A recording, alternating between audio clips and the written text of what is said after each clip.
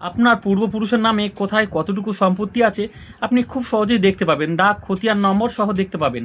আর এর জন্য আপনাকে কোথাও যেতে হবে না, আপনার হাতে থাকা স্মার্টফোনটির মাধ্যমেই দেখতে পাবেন। কিভাবে দেখবেন চলুন দেখে আসা যাক। আর দেখার আগে আমার প্রোফাইলটি ফলো করে বা সাবস্ক্রাইব করে রাখতে পারেন এরকম ভিডিও মিস করতে না চাইলে। তো চলুন দেখে আসা যাক কাজটি কীভাবে করা যায়। এর জন্য দেখুন আপনি গুগলে আসবেন, গুগলে সে টাইপ করবেন পিও টপিক।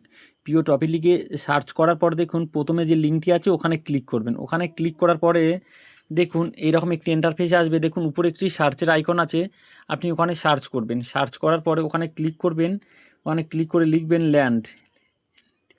ল্যান্ড লিখে সার্চ করার পর দেখুন প্রথম যে লিঙ্কটি আসবে ওখানে ক্লিক করবেন। ওখানে ক্লিক করার পর দেখুন এরপরে আপনি স্ক্রল ডাউন করে নিচে যাবেন, বেশ অনেকটা নিচে টানবেন।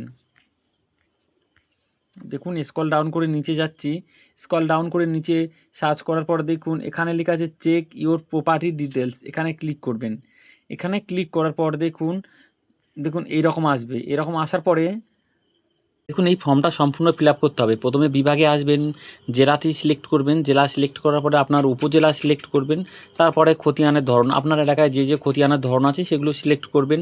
তারপর আপনার এলাকায় যে মৌজা আছে মৌজাগুলো সিলেক্ট করবেন। করার পরে দেখুন এখানে খতিয়ান নাম্বার জানা থাকলে ভালো, না থাকলে দেওয়ার দরকার নেই। দেখুন এখানে নামের লিস্ট আছে। আপনারা কি করবেন, এই নামের লিস্টগুলো এক এক করে উপরে তুলতে থাকবেন এবং আপনার পূর্বপুরুষদের নাম খুঁজতে থাকবেন। দেখুন নাম পেয়ে গেলে দেখুন ধরুন একটি নাম পেয়ে গেছেন, তো তার উপরে ব্যাপারে ক্লিক করবেন। ক্লিক করলে দেখুন সমস্ত ডিটেলস দেখাচ্ছে, নাম, খতিয়ান নম্বর, জায়গার পরিমাণ সব কিছু দেখাচ্ছে। আপনারা চাইলে এখান থেকে প্রিন্ট করতে পারেন। দেখুন প্রিন্ট করার জন্য দেখুন এই প্রিন্ট করুন, এখানে ক্লিক করবেন। তো ভিডিওটি প্রচুর পরিমাণে শেয়ার করে দেবেন। এখনও যারা জানে না তারা আপনার শেয়ারটি দেখে উপকৃত হবে এবং এরকম ভিডিও মিস করতে না চাইলে আমার চ্যানেলটি ফলো করে পাশে থাকবেন।